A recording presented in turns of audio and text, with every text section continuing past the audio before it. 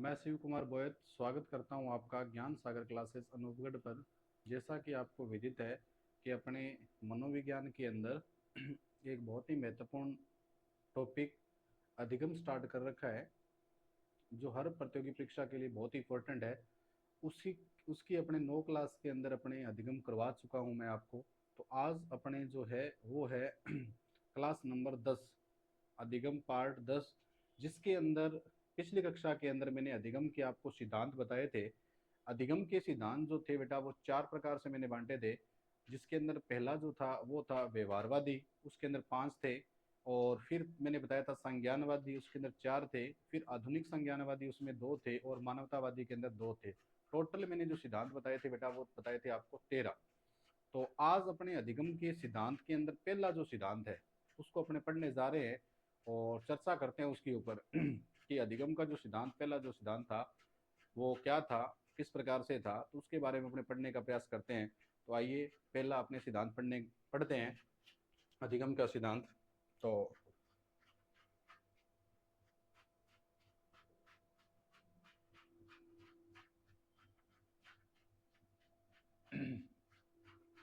तो अधिगम के सिद्धांत के अंदर अपना टॉपिक क्या है बेटा? अधिगम के सिद्धांत।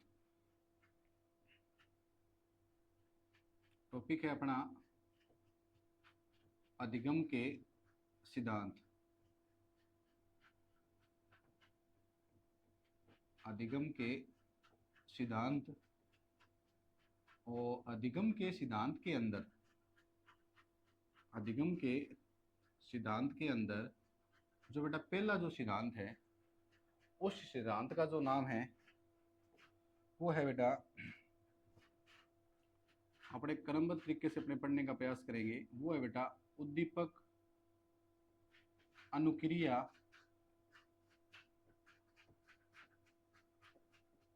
उद्दीपक अनुक्रिया अधिगम। उद्दीपक अनुक्रिया सिद्धांत। देखो, एक एक चीज को बहुत ही विस्तार पूर्वक, धैर्य पूर्वक और प्रेम पूर्वक अपने समझने का प्रयास करेंगे। उद्दीपक अनुक्रिया सिद्धांत, जिसको इंग्लिश में कहते हैं बेटा stimulus stimulus response response theory.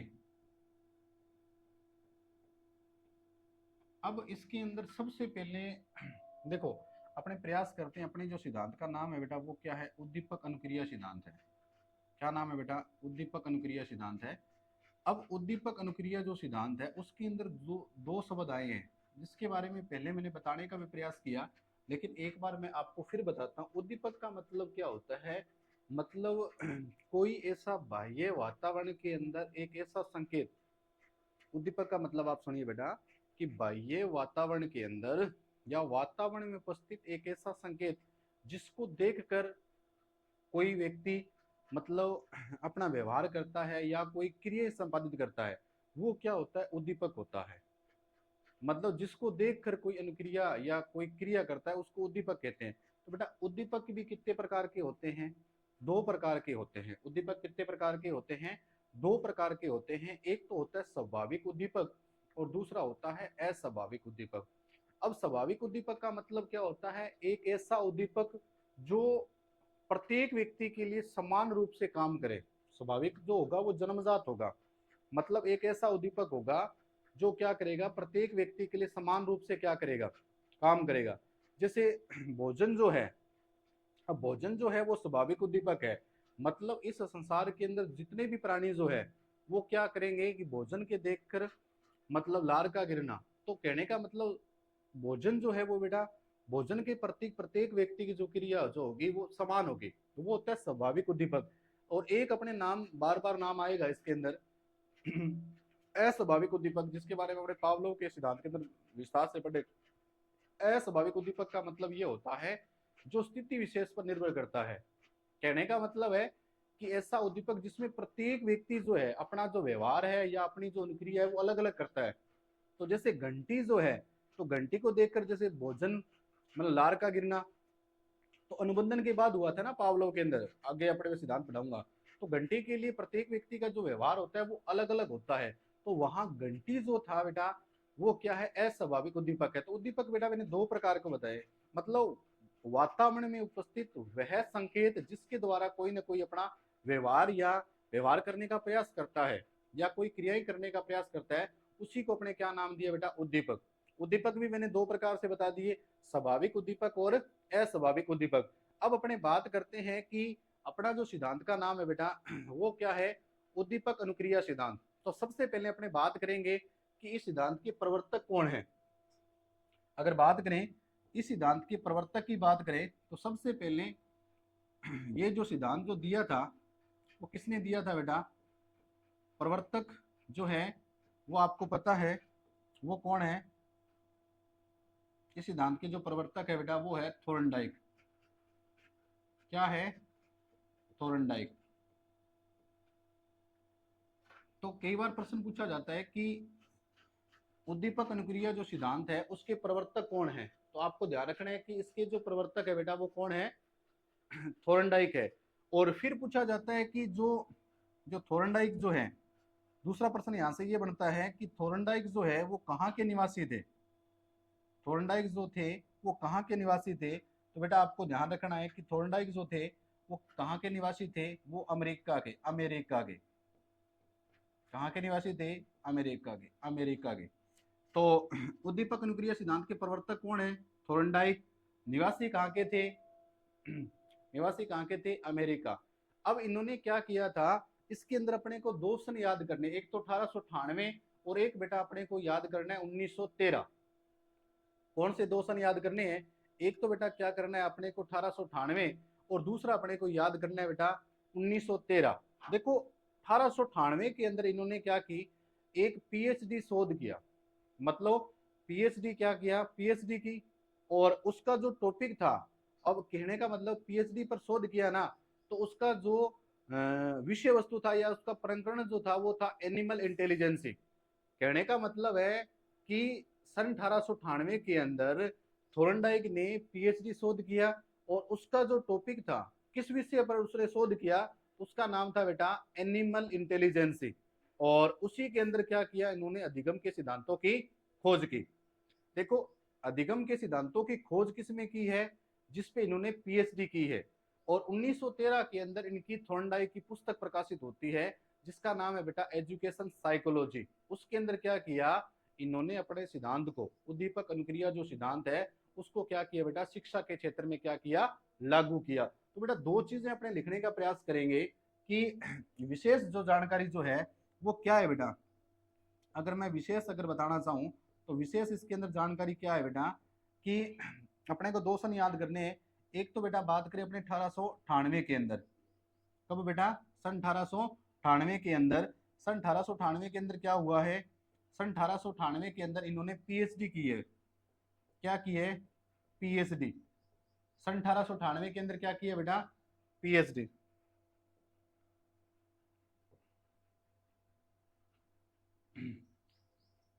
सन 1800,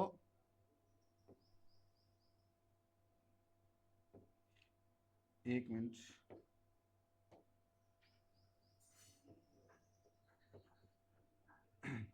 देखो सन 1898 के अंदर इन्होंने पीएचडी की और पीएचडी पर कहने का मतलब शोध किया, पीएचडी पर क्या किया बेटा, शोध किया। और उसका जो विषय था, मतलब उसका जो विषय था, उस विषय का या उस टॉपिक का क्या नाम था बेटा, उस टॉपिक का नाम था बेटा एनिमल इंटेलिजेंसी। क्या नाम है बेटा, एनिमल इंटेलिजेंसी, इंटेलिजेंसी। तो प्रिय विद्यार्थी अपने को ध्यान रखना है, विशेष के अंदर मैंने क्या बताया कि सन 1898 के अंदर थोर्नडाइक ने क्या किया बेटा, पीएचडी की है। और किस विषय पे की है बेटा, उसका विषय जो था, उसका जो टॉपिक था वो क्या, किस विषय पर, एनिमल इंटेलिजेंसी। इसके अंदर क्या किया इन्होंने, अधिगम के सिद्धांतों की खोज की। क्या किया बेटा, अधिगम के सिद्धांतों की खोज की, अधिगम के सिद्धांतों की खोज की, अधिगम के सिद्धांतों की खोज की। अब पीएचडी का मतलब क्या होता है,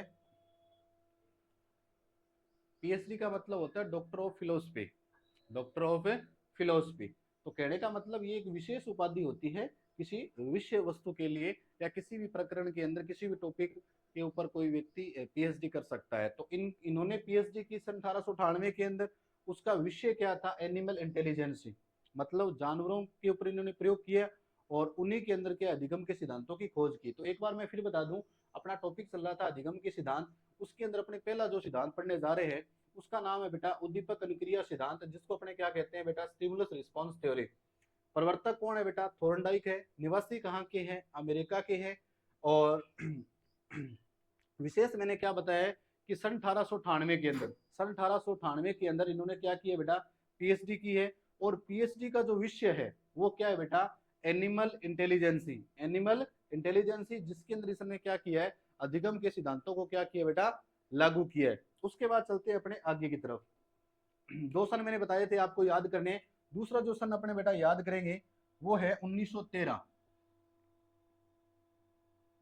1913 1913 के अंदर इनकी एक पुस्तक प्रकाशित होती है। 1913 के अंदर इनकी पुस्तक प्रकाशित होती है। और उस पुस्तक का नाम क्या है? इनकी बुक का जो नाम है वो क्या है बेटा? Education psychology. इनकी पुस्तक का नाम क्या है बेटा? एजुकेशनल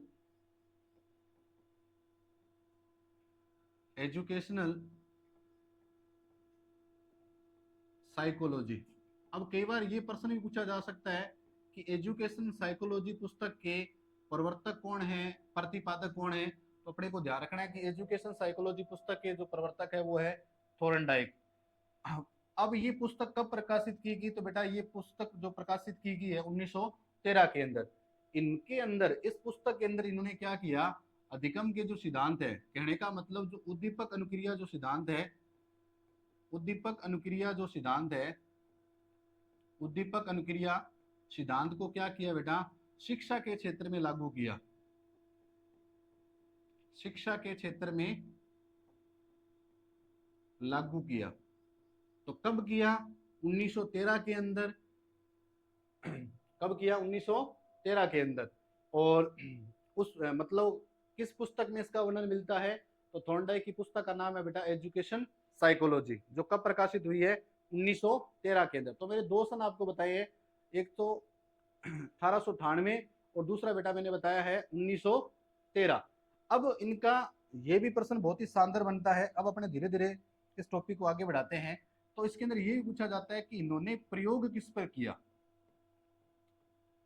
कि थोर्नडाइक भैया ने जो प्रयोग जो किया था वो प्रयोग किस पे किया? तो इन्होंने जो अपना जो प्रयोग किया था वो किया था बेटा बिल्ली पर। इन्होंने जो अपना प्रयोग किया था बेटा वो किया था बेटा बिल्ली पर। अब कई बार पूछा जाता है कि कई बुक में लिखा जाता है भूखी बिल्ली या इस प्रकार से। तो कोई भी आपसे इस प्रकार का प्रश्न पूछेगा नहीं कि अपना जो प्रयोग किया गया था वो किस प्रकार की बिल्ली पे था, कि भूखी बिल्ली थी या नाश्ता किया हुआ था, इस प्रकार से कोई नहीं पूछेगा। तो आपको ये ध्यान रखना है कि बेटा प्रयोग किस पे किया गया है? तो वो किया गया था बेटा बिल्ली पर। तो थॉर्नडाइक ने अपना प्रयोग किस पे किया बेटा? बिल्ली पर। अब देखो इस सिद्धांत को अपने समझने का प्रयास करते हैं कि इन्होंने किया क्या था। कि इस सिद्धांत के अंदर ये बताते हैं कि थॉर्नडाइक ने क्या किया, एक बिल्ली थी, उसको क्या कर दिया बेटा? पिंजरे में क्या कर दिया बेटा? बंद कर दिया। उसके अंदर क्या किया? एक बिल्ली थी, उस बिल्ली को क्या कर दिया बेटा? पिंजरे में बंद कर दिया। और बाहर की तरफ अपने क्या कर दिया? उसने मांस का टुकड़ा लटका दिया। अब क्या करता है कि जैसे ही वो मांस के टुकड़े को देखती है ना, तो मांस के टुकड़े को देखने के बाद क्या करती है? वो बहुत सारी अनुक्रियाएं स्टार्ट करती है। कि जैसा कि अपने इसका डायग्राम देखने का प्रयास करते हैं।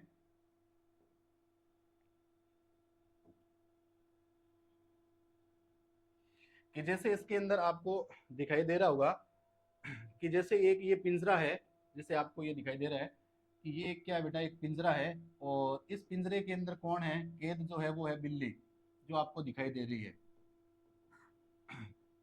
और इसके अंदर क्या कुछ दिखाई दे रहा है? इसके अंदर यहाँ एक लीवर है, मतलब एक बटन लगा हुआ है। ठीक है। अब इसके अंदर क्या है कि बाहर की तरफ क्या है? बाहर की तरफ क्या है? मांस के टुकड़े को लटका दिया है। अब होता क्या है कि इसके अंदर क्या करता है कि थॉर्नडाइक ने क्या किया? एक बिल्ली को पिंजरे के अंदर बंद कर दिया। पिंजरे के अंदर क्या कर दिया? बंद कर दिया, और बाहर की तरफ क्या कर दिया बेटा, मांस का टुकड़ा। और मांस का टुकड़ा भी अगर पूछा जाए तो यहाँ मांस का टुकड़ा जो है वो कई बार प्रश्न पूछा जा सकता है कि जो मांस का जो टुकड़ा है वो किसका काम करता है। यहाँ पे मांस का जो टुकड़ा है, और मांस का टुकड़ा भी अगर पूछे तो मछली के मांस का टुकड़ा, तो मांस का टुकड़ा जो है बेटा वो किसका काम करता है, यहाँ उद्दीपक की तरह काम करता है। अब इसमें समझने वाली बात ये है बेटा, समझने वाली बात ये है, सबसे महत्वपूर्ण बात ये है कि बिल्ली को पिंजरे के अंदर बंद करने के बाद, बिल्ली को पिंजरे में बंद करने के बाद बाहर की तरफ क्या किया, मांस के टुकड़े को लटका दिया। अब क्या करता है कि बिल्ली जो है ना मांस के टुकड़े को देखकर क्या करती है, अनुक्रिया करती है। अनुक्रिया का मतलब बार बार उस मांस के टुकड़े को या उस भोजन को प्राप्त करना चाह रही है।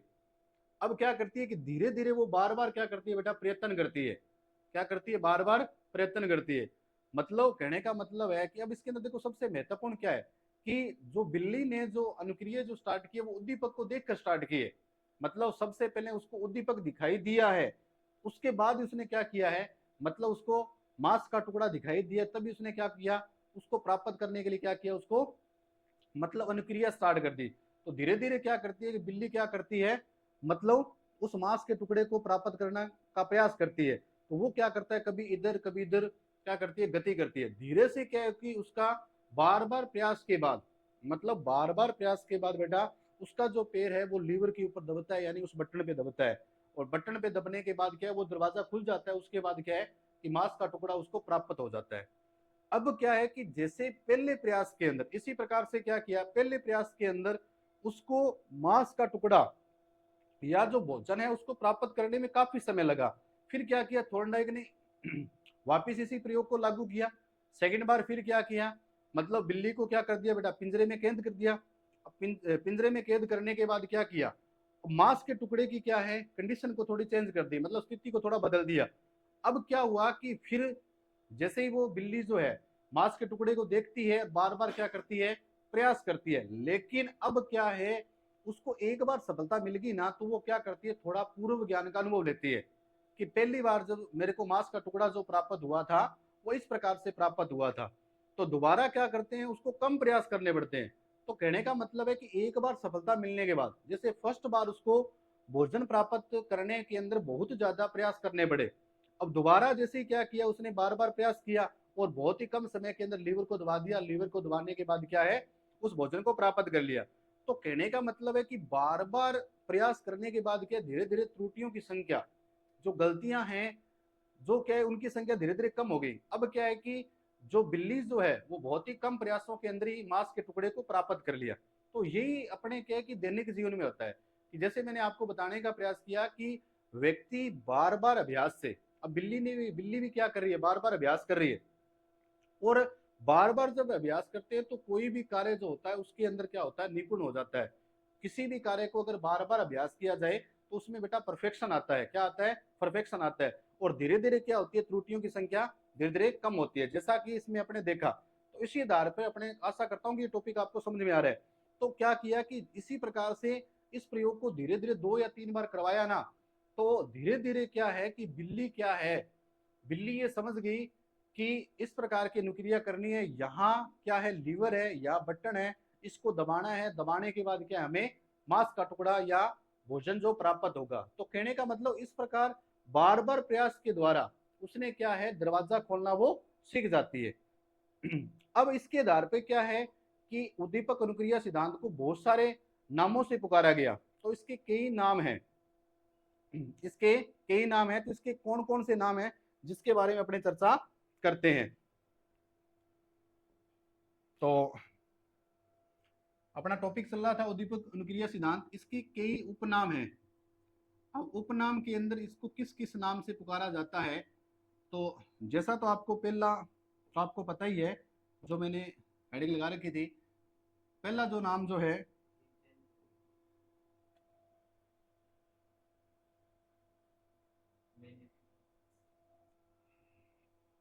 एक मिनट,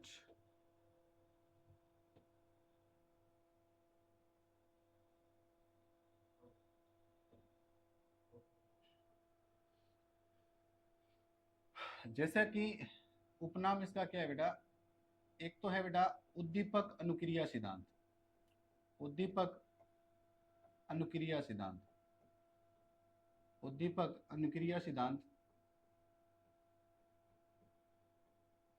अब इंग्लिश के अंदर इसको बोला जाता है स्टिमुलस रिस्पॉन्स थ्योरी। तो पहला नाम तो बेटा इसको ये मिल गया। दूसरा नाम क्या है बेटा, इसका नाम है बेटा S R theory, S R theory. क्या नाम है बेटा, एस आर थ्योरी। तो पहला नाम इसको क्या पड़ा बेटा, उद्दीपक अनुक्रिया सिद्धांत। उसके बाद क्या है, किसका नाम पड़ गया बेटा, प्रयास व त्रुटि का सिद्धांत, क्योंकि वो बार बार प्रयास करता है तो इसका नाम क्या पड़ गया बेटा, इसके कई नाम है, प्रयास व त्रुटि का सिद्धांत, प्रयास व त्रुटि का सिद्धांत।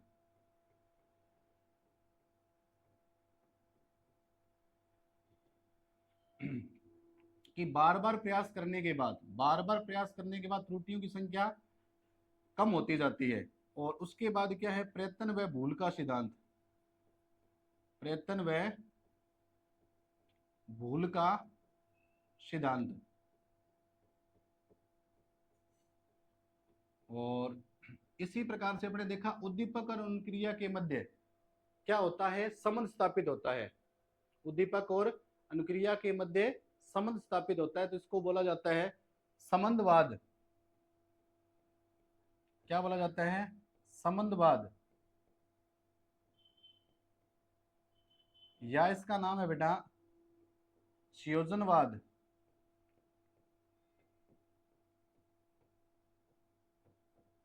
या इसका नाम है बंध का सिद्धांत,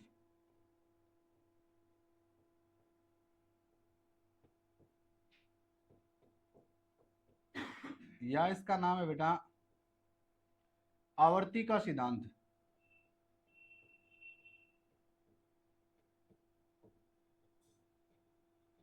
आवर्ती का सिद्धांत, या इसका नाम है परिश्रम व धैर्य का सिद्धांत, परिश्रम व धैर्य का सिद्धांत।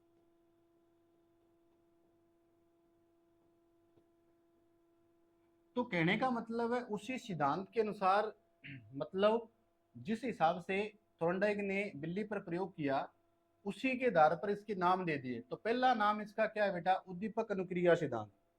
क्या नाम है बेटा, उद्दीपक अनुक्रिया सिद्धांत। मतलब उद्दीपक को देखकर अनुक्रिया होती है। जैसे बिल्ली ने क्या किया, सबसे पहले मछली के मांस के टुकड़े को देखने के पश्चात क्या किया बेटा, अनुक्रिया सिद्धांत। मतलब इस सिद्धांत का एस आर थ्योरी भी कह सकते हैं, या केवल इसको बोला जाता है एस टाइप, एस टाइप भी बोला जाता है। कहने का मतलब इसके अंदर महत्वपूर्ण कौन है बेटा, क्योंकि जो अनुक्रिया जो हो रही है, रिस्पॉन्स जो मिल रहा है वो किसकी प्रेजेंस के अंदर मिल रहा है बेटा, उद्दीपक की प्रेजेंस के अंदर। तो इसका नाम क्या है बेटा, उद्दीपक अनुक्रिया सिद्धांत या एस आर थ्योरी, या जिसको बोलते हैं स्टिमुलस रिस्पॉन्स, मतलब उद्दीपक को देकर होने वाली अनुक्रिया। तो इसका नाम पड़ गया एस आर सिद्धांत। या इसके अंदर महत्वपूर्ण क्या है कि बिल्ली जो अनुक्रिया स्टार्ट करती है वो केवल मछली के मांस के टुकड़े को देखकर ही उसने प्रयास स्टार्ट किए थे, इसलिए इसके अंदर सबसे महत्वपूर्ण कौन है बेटा, स्टिमुलस है, मतलब उद्दीपक है, इसलिए इसका एस टाइप का सिद्धांत इसको बोला जाता है। और उसके बाद क्या है कि प्रयास व त्रुटि का नाम इसका क्यों पड़ा। प्रयास व त्रुटि का मतलब ये है कि अगर कोई कोई भी व्यक्ति है बार बार प्रयास करता है, जैसे बिल्ली ने बार बार प्रयास किए, तो उनके अंदर त्रुटियों की संख्या धीरे धीरे क्या हो जाती है बेटा, कम हो जाती है। तो ऐसा भी होता है कि बार बार अपने प्रयास करते हैं तो धीरे धीरे अपने कार्य के अंदर क्या आता है बेटा, परफेक्शन आता है। और जो त्रुटियां जो हो रही है, गलतियां जो हो रही है, वो धीरे धीरे क्या होती जाएगी, कम होती जाएगी। उसके बाद है प्रयत्न व भूल का सिद्धांत। हमें क्या करना चाहिए, बार बार क्या करना चाहिए, प्रयत्न करना चाहिए, बार बार अभ्यास करना चाहिए। उसके बाद क्या है कि उद्दीपक और अनुक्रिया के बीच में मतलब क्या हो जाता है बेटा, एक संबंध स्थापित हो जाता है। तो इसी के आधार पर इसका नाम पड़ गया बेटा संबंधवाद, संयोजनवाद या बॉन्ड थ्योरी यानी बंध का सिद्धांत। इसी प्रकार से आवर्ती का सिद्धांत, आवर्ती का मतलब होता है फ्रीक्वेंसी, मतलब बार बार, आवर्ती का मतलब होता है बार बार दोहराना। तो कहने का मतलब इसने, बिल्ली ने क्या किया था, मतलब उद्दीपक को प्राप्त करने के लिए या भोजन को प्राप्त करने के लिए क्या किया था बेटा, बार बार प्रयास किया था, इसलिए इसका नाम क्या पड़ गया बेटा, आवर्ती का सिद्धांत। उसके बाद है बेटा इसका एक नाम और है परिश्रम व धैर्य का सिद्धांत। तो व्यक्ति को क्या करना चाहिए, मतलब हमेशा लगातार मेहनत करनी चाहिए और धैर्य रखना चाहिए। अगर व्यक्ति लगातार परिश्रम करता है, लगातार हार्ड वर्किंग करता है, लगातार मेहनत करता है, लगातार अथक प्रयास करता है, तो उसको धैर्य रखना चाहिए, उसको सफलता अवश्य मिलती है। तो इसी प्रकार से बिल्ली ने क्या किया था, पहली बार जब उसने मतलब उद्दीपक या भोजन को जब प्राप्त किया था, तो उसने क्या किया था, बहुत ज्यादा मेहनत की थी, बार बार प्रयास किए थे और धैर्य रखा, और धैर्य रखने के बाद उसको सफलता भी मिल गई। इसी प्रकार से अगर कोई व्यक्ति तैयारी करता है तो उसी को क्या है, मतलब बार बार लगातार प्रयास करना चाहिए, हार्ड वर्किंग करनी चाहिए, मेहनत करनी चाहिए, लेकिन धैर्य रखना भी जरूरी है। अगर लगातार प्रयास करते रहेंगे तो सफलता एक दिन अवश्य मिलेगी। उसके बाद बेटा इसका नाम है हर्ष व दुख का सिद्धांत। हर्ष का मतलब होता है खुशी।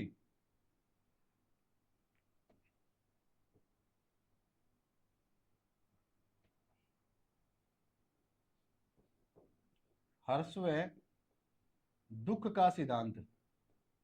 अब हर्ष व दुख का सिद्धांत का मतलब ये होता है, हर्ष का मतलब होता है खुशी। अब कहने का मतलब है कि अगर अपने कोई कार्य करते हैं, अगर हम प्रयास करते हैं, बार बार प्रयत्न करते हैं, और प्रयत्न करने के बाद अगर हमें सफलता मिल जाती है, तो हमें क्या होती है, खुशी होती है। अब कहने का मतलब है कि हम बार बार प्रयास करें, और बार बार प्रयास करने के बाद अगर हमें तुरंत सफलता मिल जाती है तो हमें क्या मिलती है बेटा, खुशी मिलती है। अगर बार बार प्रयास करने के बाद भी, बार बार प्रयास करने के बाद भी अगर हमें सफलता नहीं मिलती तो हमें क्या होता है, दुख का अनुभव होता है। इसलिए सिद्धांत का नाम पड़ा बेटा हर्ष व दुख का सिद्धांत।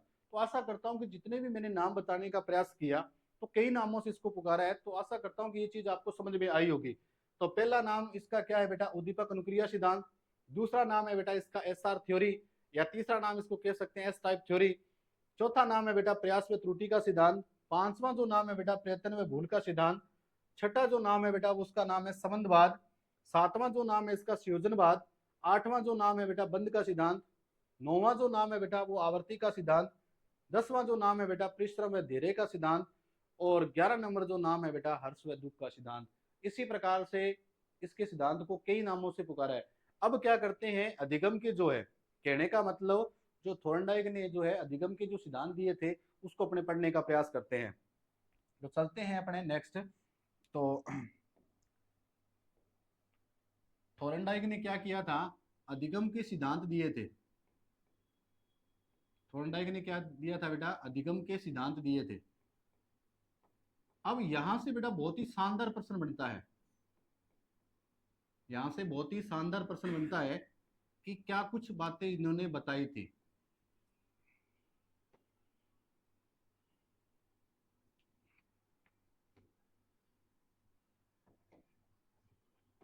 अब अधिगम के जो सिद्धांत है, थोर्नडाइक ने जो अधिगम के जो सिद्धांत है उसको दो भागों में बांटा था। कितने भागों में बांटा था, दो भागों में बांटा था। जिसमें एक जो प्रकार इन्होंने बताया था वो बताया था बेटा मुख्य नियम। मुख्य नियम,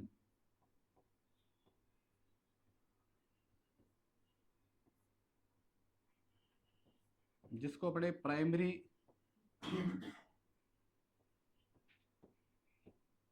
रूल कहते हैं। और दूसरा जो इन्होंने प्रकार बताया था वो बताया था बेटा गौण नियम। क्या बताया था बेटा, गौण नियम, या कई बार इसका नाम ऐसे मिल सकता है द्वितीयक नियम।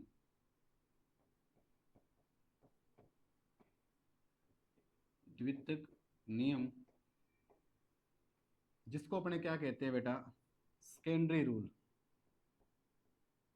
क्या कहते हैं बेटा, सेकेंडरी रूल। Secondary rule.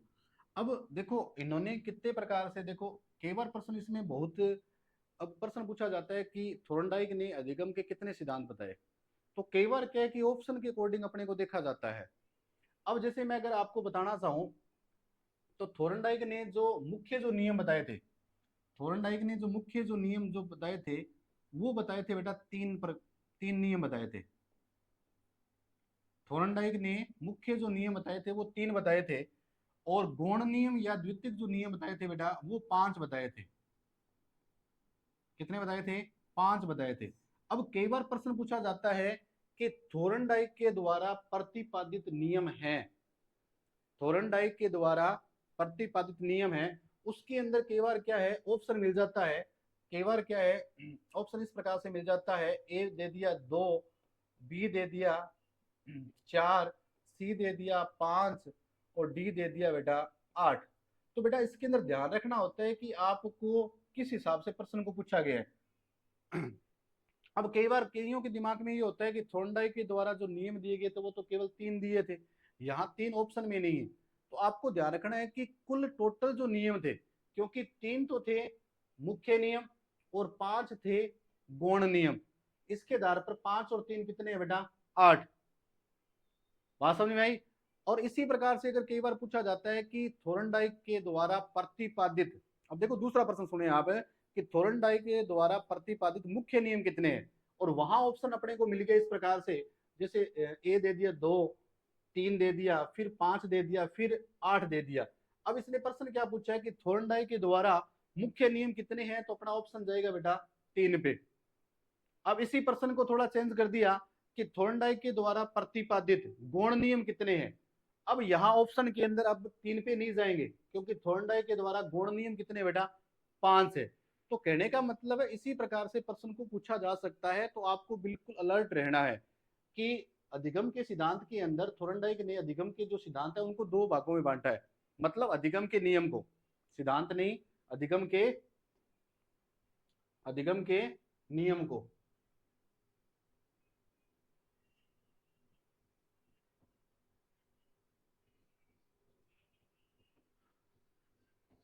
अधिगम के नियम को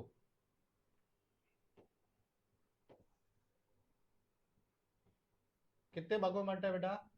2 भागों में, मुख्य और गौण नियम। मुख्य नियम कितने हैं? 3, और गौण नियम कितने हैं बेटा? वो है 5 है। अब ये कौन कौन से हैं जिनके बारे में अपने चर्चा करेंगे, जिसके बारे में क्या करेंगे बेटा अपने चर्चा करेंगे। तो अगर बात करें मुख्य नियम की, तो मुख्य नियम के लिए आप थोड़ा ट्रिक याद कर लें, कि जैसे ट्रिक के अंदर आप याद कर ले तप, क्या याद कर ले? तप। अब तय से क्या है बेटा, पहला नियम जो आता है बेटा वो है तत्परता का नियम। मुख्य नियम के अंदर पहला नियम जो है बेटा, मुख्य नियम कौन सा है? तत्परता का नियम, लॉ ऑफ रेडिनेस। दूसरा है बेटा अभ्यास का नियम, दूसरा है बेटा अभ्यास का नियम। तीसरा जो नियम है बेटा वो है परिणाम व प्रभाव का नियम। अब इसी के अंदर 2 नियम आते हैं,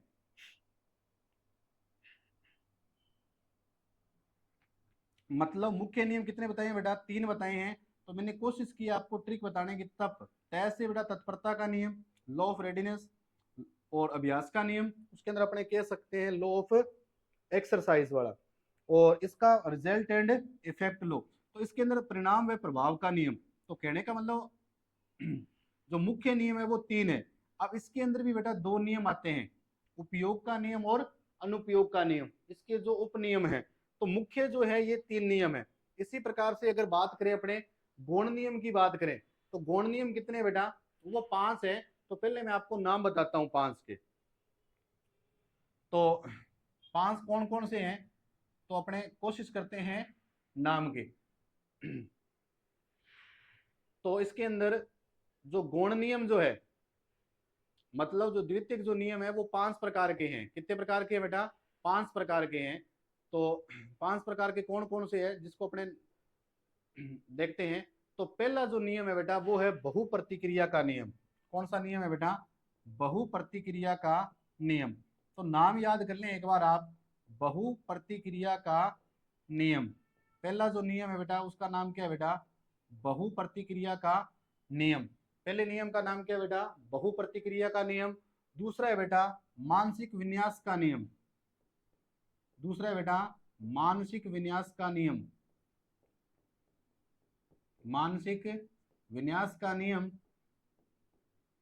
और तीसरा जो है, पहला है बहुप्रतिक्रिया का नियम, दूसरा है मानसिक विन्यास का नियम, और मानसिक विन्यास का नियम बोल सकते हो मनोवर्ती का नियम भी इसको आप, या अभिवर्ती का नियम भी बोल सकते हो।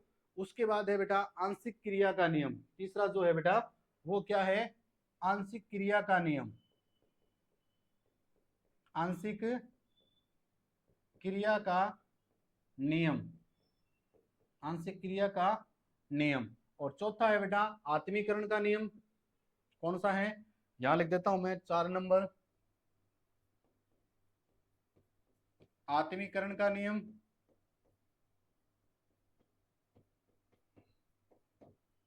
और पांचवा जो है वो है साश्रय परिवर्तन का नियम,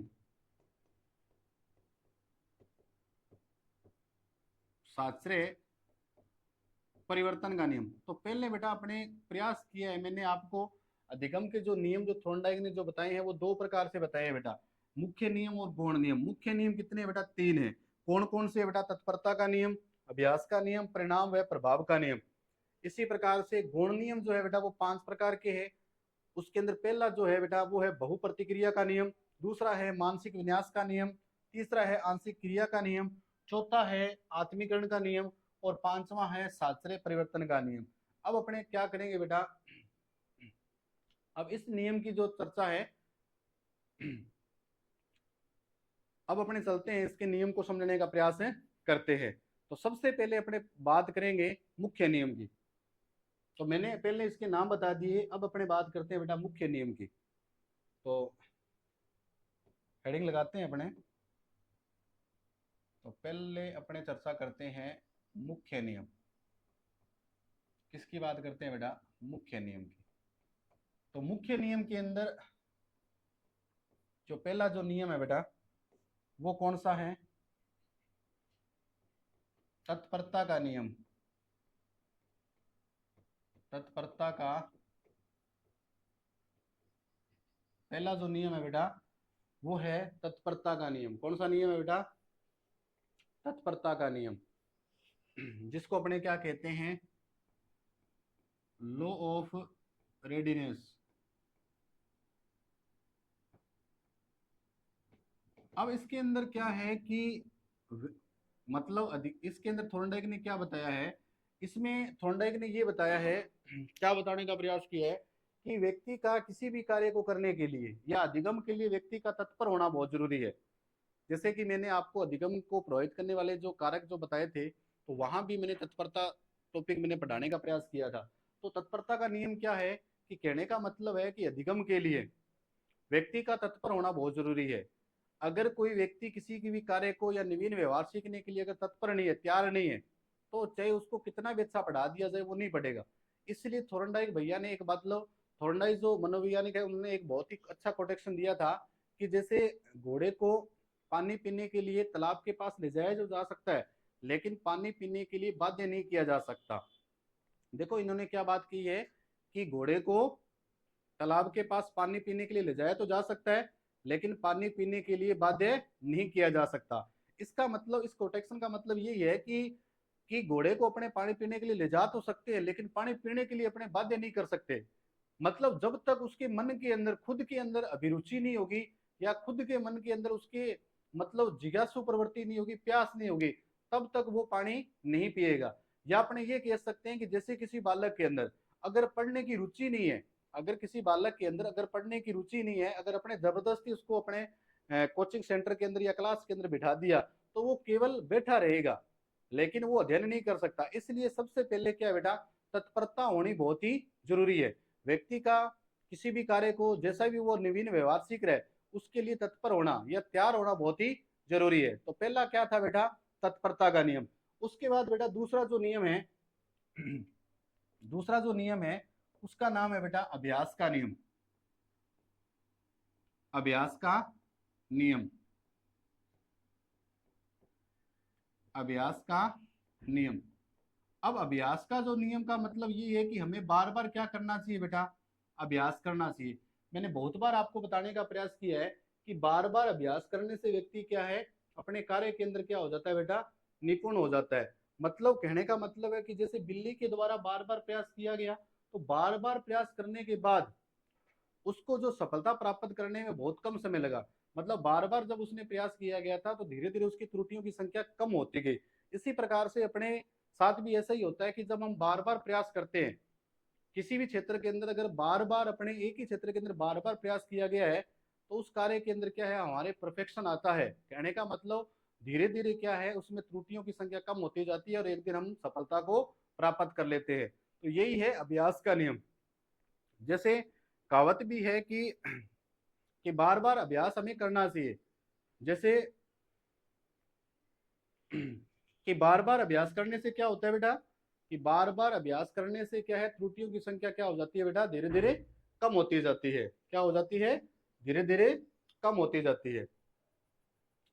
इसी प्रकार से जो अभ्यास का जो नियम है वो बेटा दो प्रकार का होता है। अभ्यास का जो नियम है वो दो प्रकार का होता है।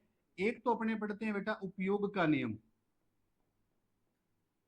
एक तो बेटा इसके अंदर आता है बेटा उपयोग का नियम, और दूसरा जो इसके अंदर अपने पढ़ते हैं वो पढ़ते हैं बेटा अनुपयोग का नियम। अनुपयोग का नियम।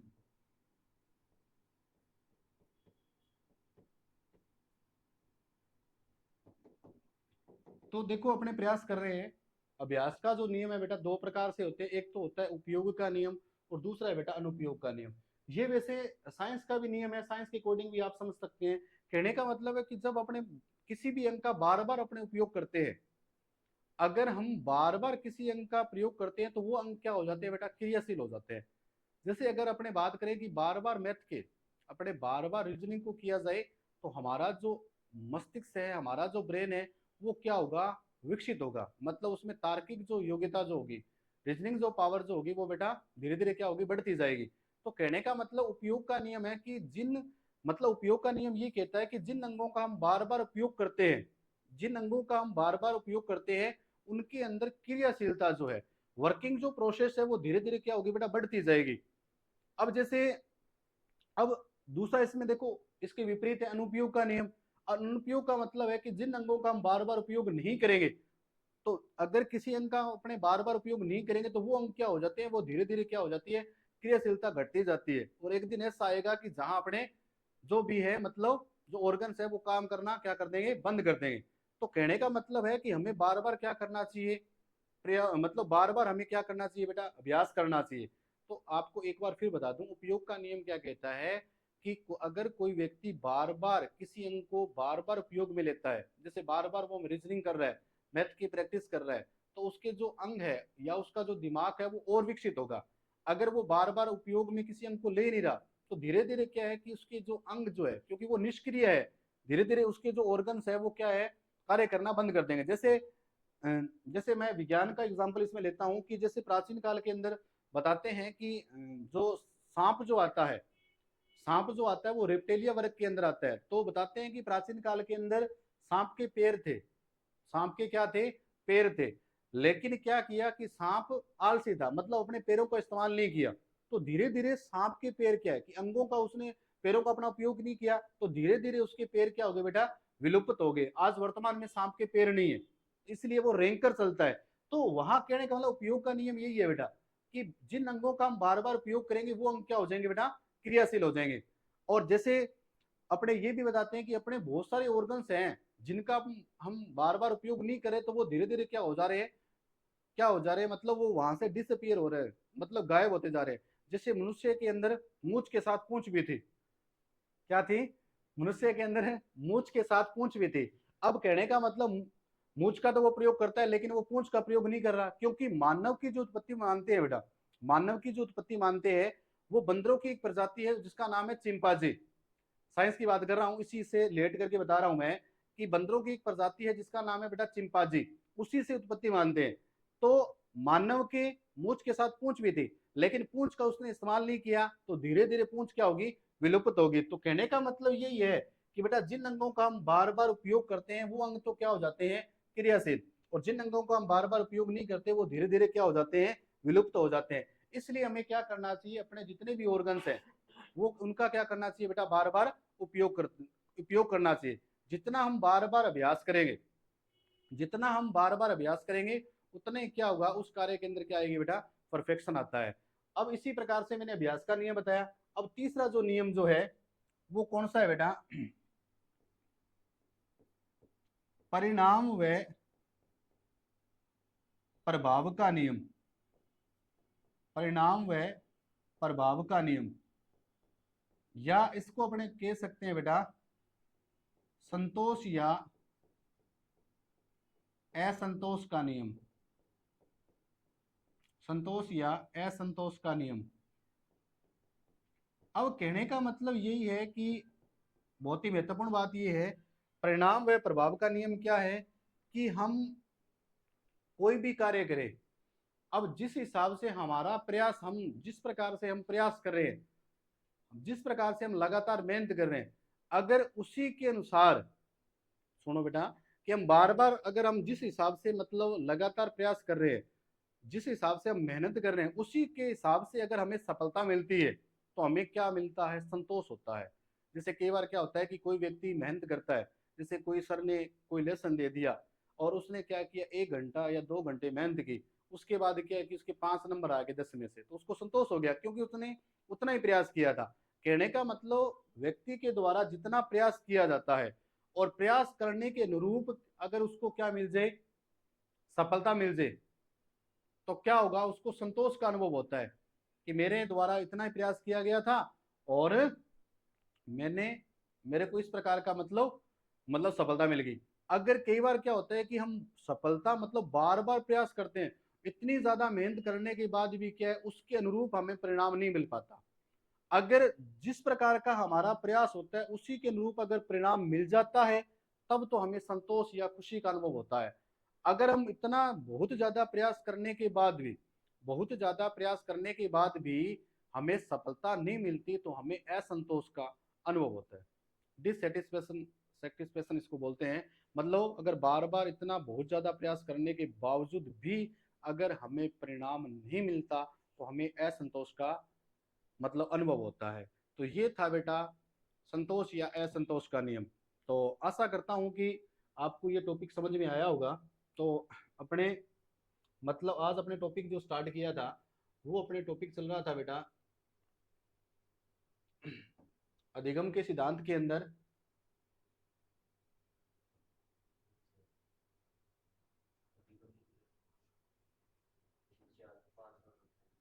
हाँ, तो अपने स्टार्ट किया था बेटा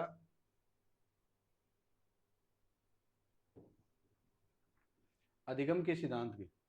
अब अधिगम के सिद्धांत के अंदर पहला जो सिद्धांत मैंने स्टार्ट किया था बेटा, वो था उद्दीपक अनुक्रिया सिद्धांत, जिसको एक बार मैं दोबारा रिपीट कर देता हूँ। इसके प्रवर्तक कौन है बेटा, थॉर्नडाइक। निवासी कहाँ के थे, अमेरिका। इसके अंदर दो सन अपने को याद करने, 1898 और 1913। 1898 के अंदर उन्होंने पीएचडी की है। पीएचडी किसमें की गई है बेटा, एनिमल इंटेलिजेंसी के अंदर। और 1913 के अंदर उनकी पुस्तक प्रकाशित हुई है, जिसके अंदर अधिगम के सिद्धांतों को या उद्दीपक अनुक्रिया सिद्धांत को शिक्षा के क्षेत्र में लागू किया गया। उसके बाद अगर बात करें अपने, उसके बाद इसका जो प्रयोग था वो किस पे किया गया था बेटा, बिल्ली के ऊपर। किसके ऊपर किया गया था, बिल्ली के ऊपर।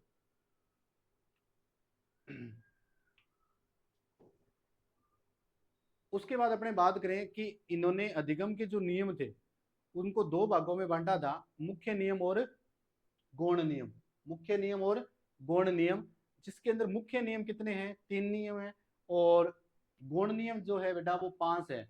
मुख्य नियम कौन कौन से है बेटा, तत्परता का नियम, अभ्यास का नियम, उसके अंदर भी 2 उपनियम है, उपयोग का नियम और अनुपयोग का नियम, परिणाम है प्रभाव का नियम, या संतोष या असंतोष का नियम।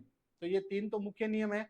और 5 क्या है बेटा, गौण नियम है, जिसके अंदर पहला है बेटा बहुप्रतिक्रिया का नियम, दूसरा है मानसिक विन्यास का नियम, तीसरा है बेटा आंशिक क्रिया का नियम, चौथा है बेटा आत्मीकरण का नियम, और 5वां है बेटा शास्त्रीय परिवर्तन का नियम। तो उसके बाद क्या करेंगे बेटा, नेक्स्ट वीडियो के अंदर अपने इसको जो गौण नियम है उनको अपने नेक्स्ट वीडियो के अंदर पढ़ेंगे। तो आशा करता हूं कि आपको जो भी अधिगम का जो पहला सिद्धांत है मैंने अच्छी तरह से समझाने का प्रयास किया है। आशा करता हूं कि आपको ये चीज़ें सारी समझ में आई होगी।